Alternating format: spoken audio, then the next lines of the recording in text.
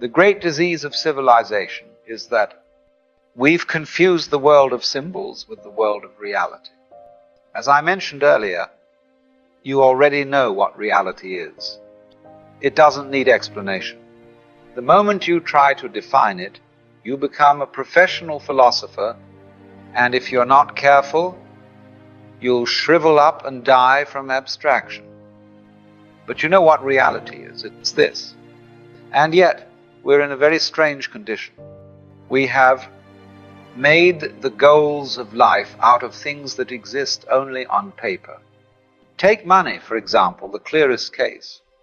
There is no limit to how much you can earn if you're clever enough, ruthless enough. You can accumulate endlessly, but there are strict, very real limits to how much beef you can eat at one meal, to the amount of girls you can give, to whom you can give adequate satisfaction, to the number of houses you can live in, to the amount of clothes you can wear. Suppose you wore 3 different suits daily. That's over 1,000 a year. Eventually, it becomes absurd. You'll return to a favorite one, something that actually suits you. And it's the same with a house or with a woman. You can have many, but you'll always return to the one that feels like home. So while we chase limitless accumulation in symbols, real enjoyment, the kind you touch and feel, has very clear limits. And even here we must be careful. Because when I say real, I don't mean merely physical or material. Those words, physical, material, are themselves ideas, concepts born of Western culture. You see, when someone says, "I'm a materialist, I believe only in matter," they're caught in fantasy, because the idea of matter is already a concept. These flowers in front of you, they aren't material in some cold, fixed sense. You can only know them by seeing them, touching them, being with them. What they are is pattern, movement, delight. Not a word, not a substance, but an experience. You see, most people walk through life without ever truly touching it. They are surrounded by their own mental constructions, names, definitions, expectations, mistaking the symbols for the thing itself. And so they live in a world of ghostly abstractions, never quite arriving where they are. We have been taught to navigate the world not through direct contact, but through signs and labels.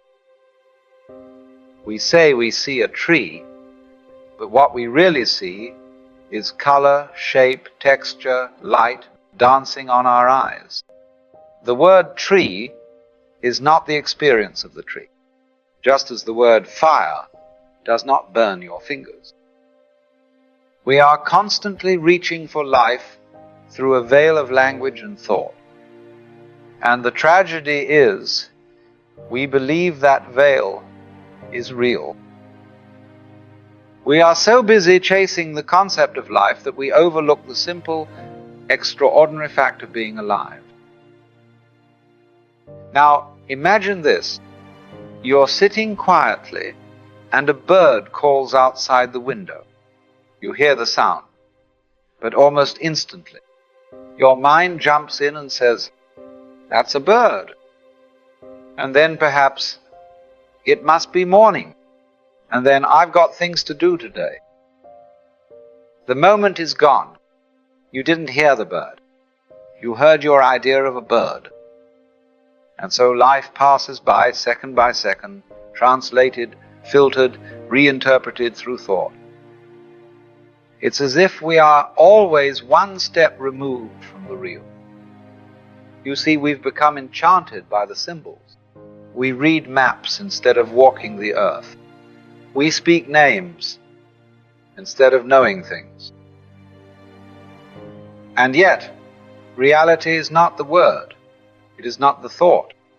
It is this breath, this texture of sunlight, this pressure against your skin.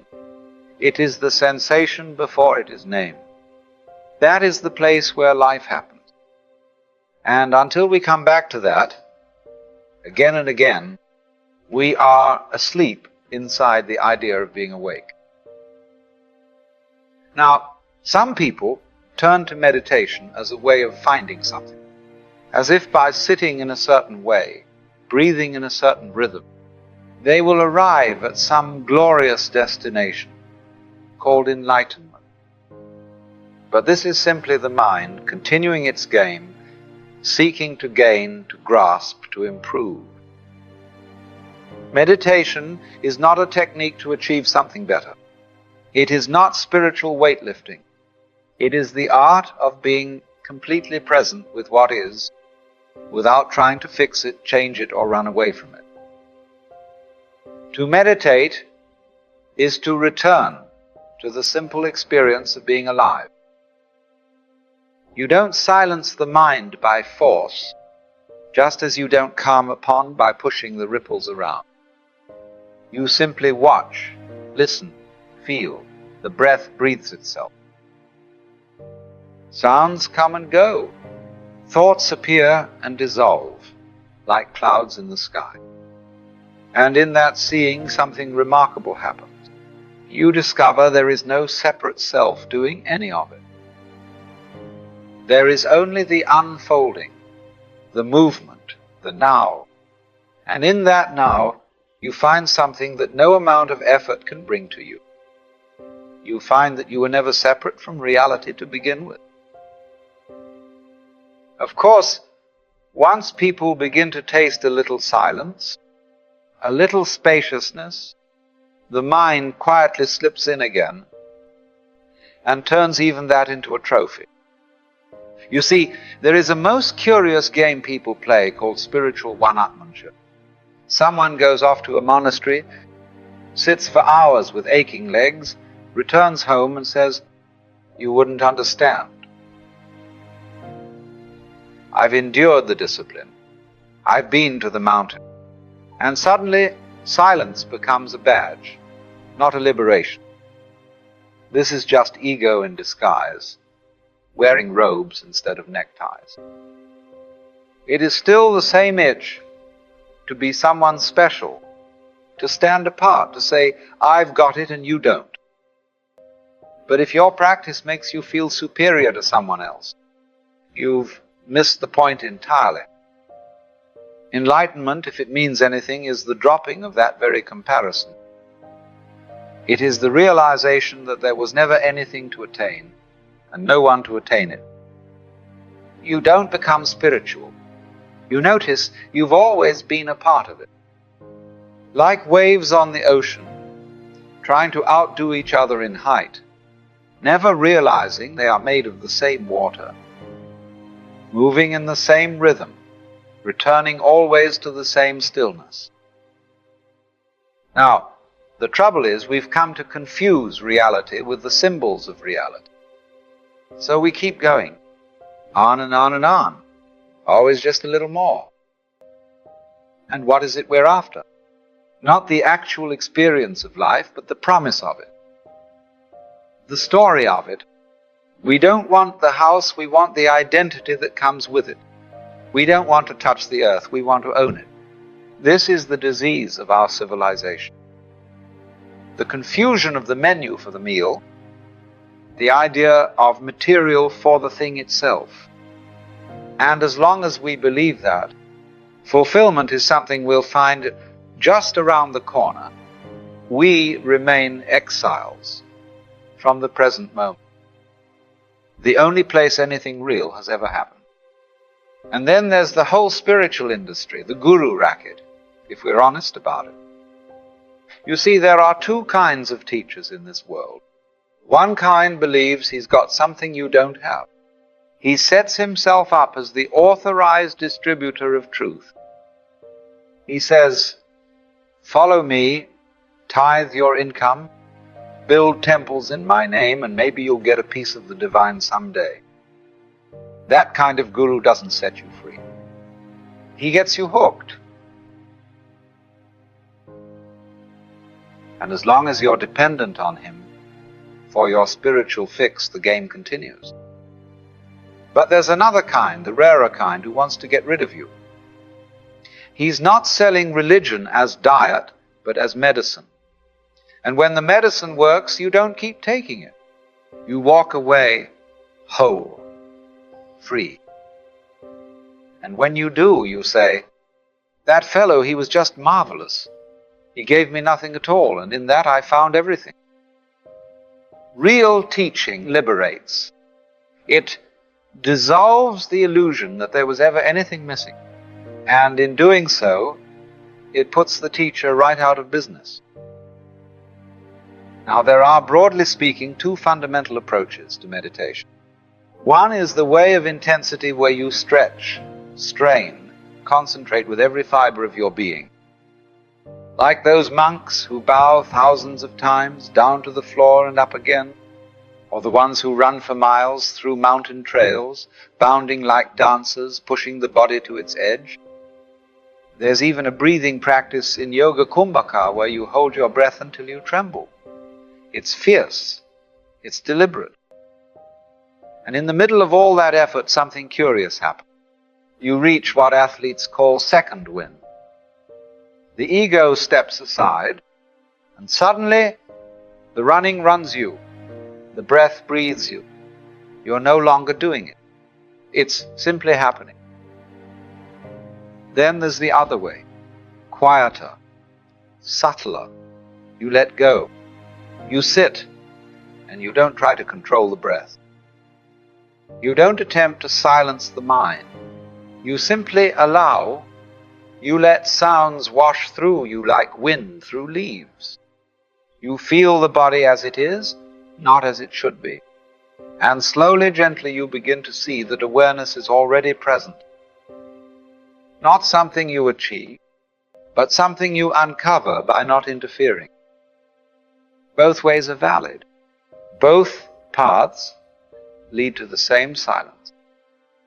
Now, of course, the difficulty for most people is this inner division, this strange belief that there is a separate me inside, a kind of little man in the head running the show, the thinker of thoughts, the doer of deeds, the one who ought to be in control. But who is this controller? Where is he hiding? If you go looking for him, you'll find he's nothing more than a ghost made of ideas, a symbol pretending to be the source. You see, the more you try to control your thoughts, the more they slip away. Try to stop your mind, and it chatters louder. Try to make it quiet, and you'll never hear the silence. We've divided ourselves, experience over here, and the experiencer over there. And then we wonder why we feel disconnected. But this split is an illusion.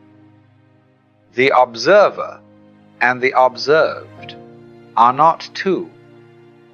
The feeler and the felt are part of the same process, the same wave. As long as you believe there is a you watching life from the outside, you will never touch it. Let that go. Not by force, but by seeing there was never anything to hold in the first place. You see, one of the deepest illusions we suffer under is the idea that the body is some kind of solid, separate material object. Something, apart from spirit, apart from mind. But what we call matter is just an idea. It's a concept.